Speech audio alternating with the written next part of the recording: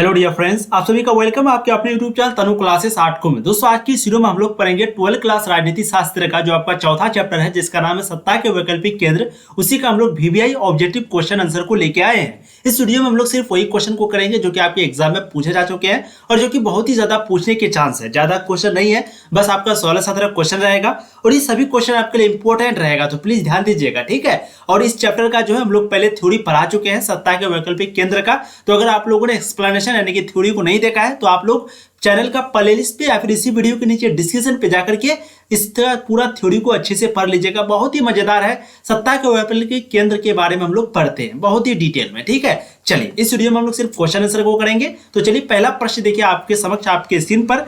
यूरोपीय आर्थिक सहयोग संगठन की स्थापना कब हुई थी? बहुत ही आसान और इंपॉर्टेंट प्रश्न है। प्रश्न है आपका कि यूरोपीय आर्थिक सहयोग संगठन की स्थापना कब हुई थी। बिल्कुल इसके सही जवाब हो जाएंगे वो है 1948 में। तो ध्यान रखिएगा, ऑप्शन बी बिल्कुल सही जवाब हो जाएगा, ठीक है। अब अगला प्रश्न देखिए, क्वेश्चन नंबर 2। यूरोपीय परिषद की उत्पत्ति कब हुई थी? 1947, 48, 49 या फिर 91? तो यूरोपीय परिषद की अगर बात करें हम लोग तो वो कब हुई थी? तो वो हुई थी 1950 में, ठीक है। ये दोनों चीज को ध्यान रखिएगा। अगर यूरोपीय आर्थिक सहयोग संगठन की स्थापना के बारे में पूछे तो आपको राइट आंसर लगाना है 1948 में, ठीक है। अगर आपको पूछे यहाँ पर कि यूरोपीय परिषद की उत्पत्ति कब हुई थी, तब आपको राइट आंसर लगाना है 1949 में, यानी कि राइट आंसर यहाँ पर आपका ऑप्शन सी हो जाएगा क्वेश्चन नंबर 2 का। अब देखिए अगला प्रश्न क्वेश्चन नंबर 3।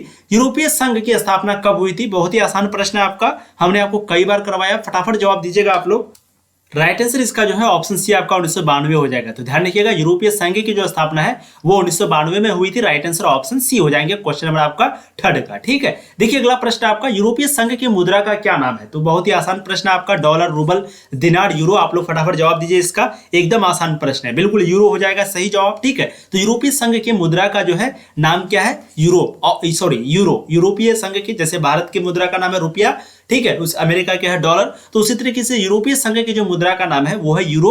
ऑप्शन डी आपका बिल्कुल सही जवाब हो जाएगा। अब देखिए अगला प्रश्न आपका, मार्शल योजना कब तैयार किया गया था? अच्छा, आप सबको पता ही होगा मार्शल योजना जो कि अमेरिका के द्वारा लागू किया गया था। अगर आपको पूछ दे कि मार्शल योजना क्या है तो आप सबको ये जवाब देना होगा कि देखिए, जब द्वितीय विश्व युद्ध हुआ, ठीक है, तो उनके बाद जो है लगभग सभी यूरोपीय देशों की जो स्थिति है वो काफी खराब हो गई थी, बद से बदतर हो गई थी। तो जिसके कारण अमेरिका जो है सभी को, मतलब कि ये कह सकते हैं कि सभी को मदद करने के लिए एक प्लानिंग किया, एक योजना बनाया, बस उसी को बोलते हैं मार्शल योजना, ठीक है। बहुत बढ़िया, इसका राइट आंसर आपका 1947 हो जाएगा, ठीक है। तो मार्शल योजना जो है वो कब तैयार किया गया था? 1947 में। ऑप्शन आपका 5 का राइट आंसर ऑप्शन ए हो जाएगा। और एक चीज ध्यान रखिएगा, जस्ट आपको याद रखना है कि हम लोगों का देश भी आजाद हुआ था जस्ट, है ना, 15 अगस्त 1947, और मार्शल योजना भी उसी समय लागू हुआ था। कब? 1947 को।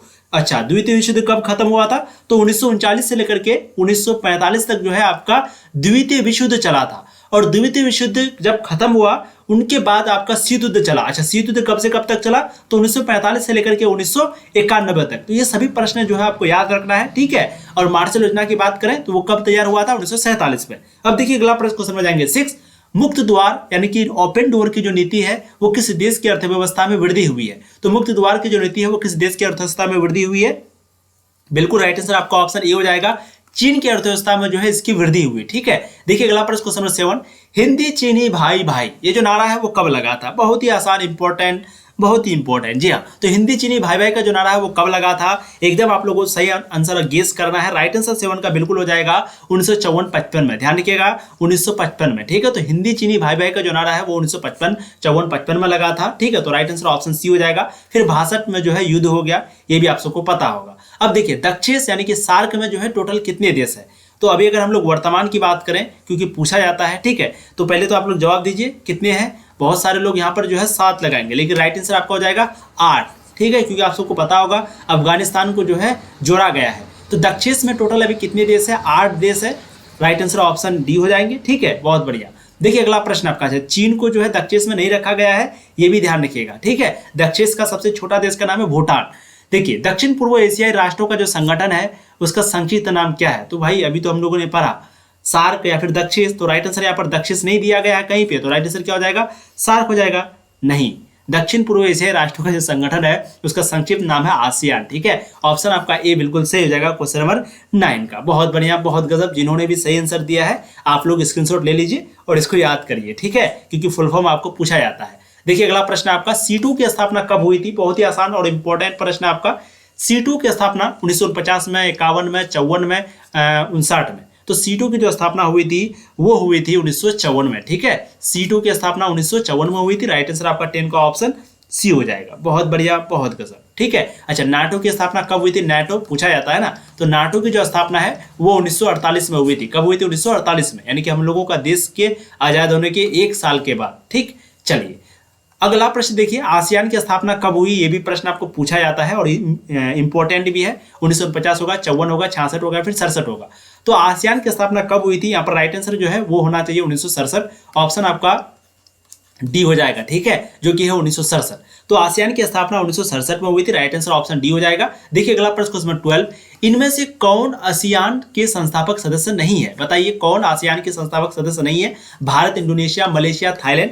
12 का यहाँ पर सही जवाब जो है वो हो जाएगा भारत। ठीक है, तो भारत जो है वो आसियान के मतलब कि संस्थापक सदस्य नहीं है, यानी कि जब इसकी स्थापना हो रही थी तो उस वक्त में जो है भारत इसका सदस्य नहीं था। तो राइट आंसर यहाँ पर आपका 12 का बिल्कुल ए हो जाएगा। अब देखिए अगला प्रश्न आपका, आसियान की स्थापना के मुख्य उद्देश्य कौन है? यानी कि बताइए आसियान का जो है स्थापना हुआ तो उनका उद्देश्य क्या था? सदस्य राष्ट्रों को दोनों गुटों से बचाव करना, सदस्य राष्ट्रों के बीच विकास एवं क्षेत्रीय शांति को बढ़ावा देना, एशियाई देशों को महाशक्ति बनाना। तो बताइए आसियान की स्थापना का मुख्य उद्देश्य क्या था? 13 का यहाँ पर सही जवाब हो जाएगा, वो है सदस्य राष्ट्रों के बीच विकास एवं क्षेत्रीय शांति को बढ़ावा देना, यानी कि ऑप्शन बी बिल्कुल सही होगा। डी जो है वो नहीं होगा। ठीक है, आसियान का मुख्य उद्देश्य यही था कि जो भी सदस्य राष्ट्र है उनके बीच विकास हो और क्षेत्रीय शांति हो, यानी कि पूरा शांति हो, सब कोई शांति से रहे और विकास जो है, डेवलपमेंट जो है वो काफी हो, यही चाहते थे। ठीक है, कौन? आसियान। तो इसी का मुख्य उद्देश्य था। ऑप्शन बी 13 का एकदम सही होगा। देखिए अगला प्रश्न क्वेश्चन 14, 1949 के पूर्व यानी कि 1949 के पहले किस एशियाई देश को एशिया का रोगी कहकर पुकारा जाता था? ठीक है, कौन सा एशिया का देश था जिसको एशिया का रोगी कहकर पुकारा जाता था? अच्छा, कब पुकारा जाता था ये भी ध्यान रखिएगा। अभी उनको नहीं बुलाया जाता है, 1950 से पहले बुलाया जाता था। आप सबको पता होगा, बिल्कुल राइट आंसर होगा चीन। ठीक है, क्योंकि अभी इसलिए नहीं बुलाया जाता है क्योंकि भाई चीन जो है वो काफी तरक्की कर चुका है, लेकिन उस वक्त में बुलाया जाता था।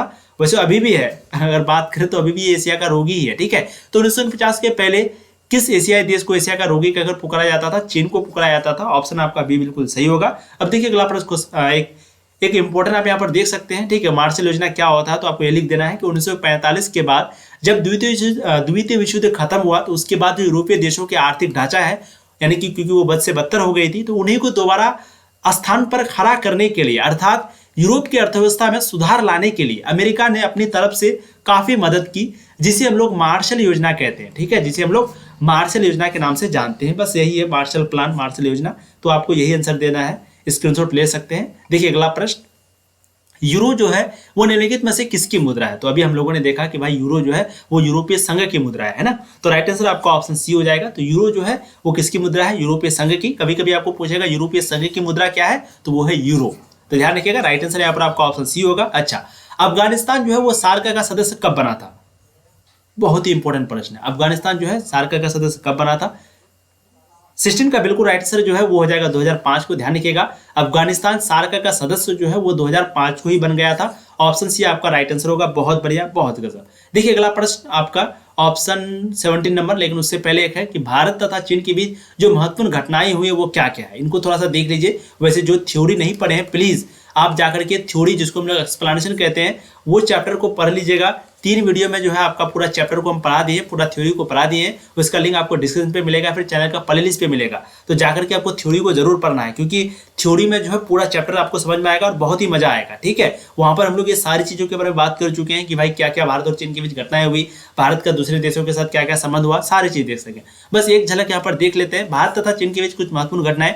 जो सबसे पहला है, पूछा भी जाता है। ठीक है, पहला है कि 1950 में चीन ने भारत के क्षेत्र तिब्बत पर कब्जा कर लिया तथा वहां बस्तियां बसाना शुरू कर दिया। तो ये पहली घटना थी।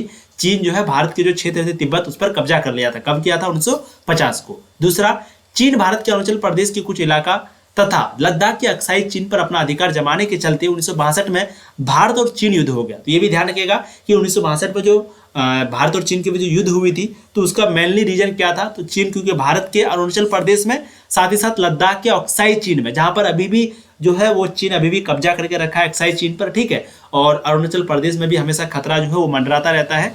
तो इसी की वजह से 1962 में जो है भारत और चीन के बीच युद्ध हुआ था। इसमें भारत की तो हार हुई थी, क्योंकि हम लोग उस वक्त में अच्छे से तैयार नहीं थे। ठीक है, लेकिन इसमें जैसे लिखा भी गया है कि हालांकि इसमें भारत को पीछे हटना पड़ा।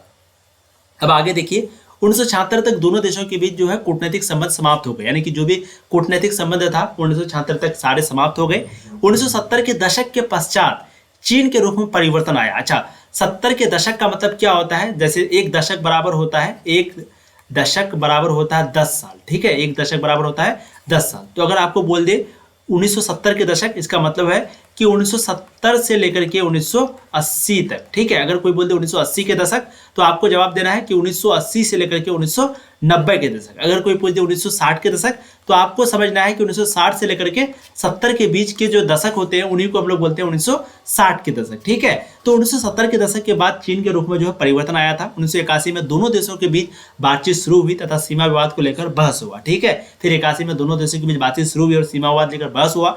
और भी वर्तमान में भी बहुत सारे युद्ध हुए हैं, वो तो सिलेबस में आपका दिया हुआ नहीं है, लेकिन बहुत सारा युद्ध वगैरह हुआ है जो कि आप लोगों ने सुना भी होगा। अब देखिए वर्तमान में तिब्बत है, वर्तमान में तिब्बत है, भारत का हिस्सा, चीन का हिस्सा। वर्तमान तिब्बत जो है वो क्या है? तो 17 का बिल्कुल आप लोगों ने देखा होगा, बफर राज्य है ना, ऑप्शन डी हो जाएगा 17 नंबर का। अच्छा, थोड़ा सा इसमें हमको डाउट भी है तो आप लोग सही आंसर देने का प्रयास कीजिए, ठीक है, बहुत बढ़िया। इसी तरीके से आप लोग जो है तैयारी कीजिए, मेहनत कीजिए। समय जो है वो आप काफ़ी कीमती है, तो प्लीज़ समय को इधर उधर व्यर्थ जो है ना करें, प्लीज़ बर्बाद ना करें। और वीडियो को एक बार अभी तक लाइक नहीं किया, एक बार लाइक जरूर कर दीजिएगा। चैनल को भी साथ में सब्सक्राइब कर दीजिए अगर पहली बार आए हैं तो, ठीक है। और देखिए कुछ ही दिन के अंदर हम लोगों का जो है ऐप लॉन्च होने वाला है तनु क्लासेस नाम से, तो आपको जो है प्ले स्टोर पर जाकर के तनु क्लासेस एप्लीकेशन को डाउनलोड करना है। अगर आप ये वीडियो बाद में देख रहे हैं तो वहाँ पर जाकर के आप बहुत सारी चीज़ पढ़ सकते हैं, बिल्कुल फ्री में सारा PDF मिलेगा। कोर्स भी बहुत सारा लॉन्च हुआ है, तो कोर्स में भी आपको जो है वो मिलेगा, मतलब कि PDF मिलेगा। तो प्लीज़ आप कोर्स को भी ज्वाइन करें, वहाँ पर लाइव क्लास वगैरह पढ़ाई होगी, ठीक है, लेकिन 4 से 5 दिन के बाद। थैंक यू सो मच, ऐसे ही पढ़ाई करते रहिए। इसका थ्योरी अगर नहीं पढ़ लीजिए, यहाँ पर पूरी सिलेबस आपकी खत्म होगी, इसलिए घबराना नहीं है। बस आप चैनल को सब्सक्राइब करके वीडियो को एक बार जम करके शेयर कर दीजिए। Thank you so much.